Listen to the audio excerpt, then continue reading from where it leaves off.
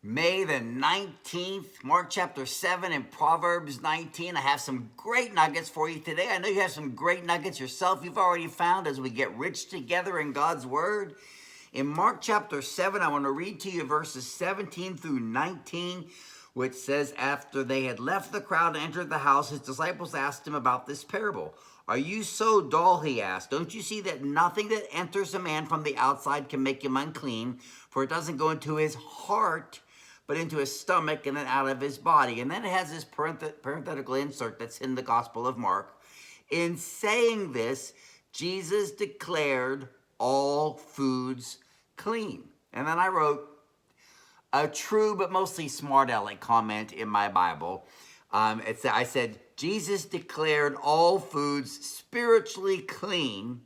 He did not declare all foods as healthy.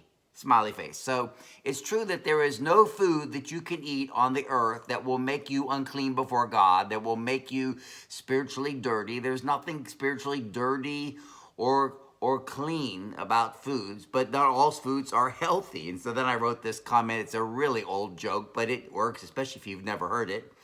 I wrote down, butter, grease, and sugar won't keep you from heaven. So you can eat all the butter and all the fried foods you want and all the sugar you want. That won't keep you from heaven. Then I wrote, it will just get you there quicker.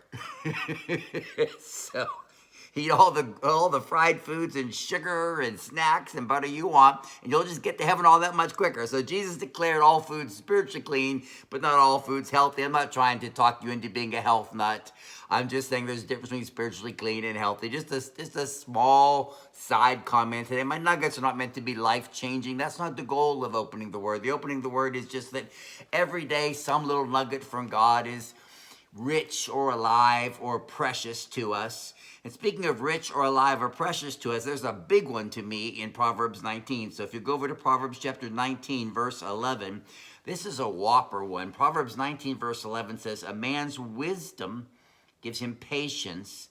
It is to his glory to overlook an offense.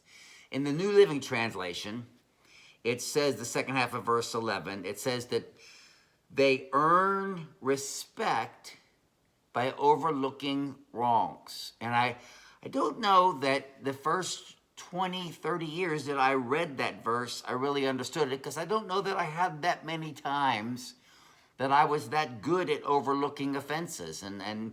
But as I got older, I honestly became better at it, that people would do things to me that were blatantly unkind, and I found myself just having more of the love of Jesus and just intentionally going out of my way to cover them, to minimize that. Let's just think the best of them.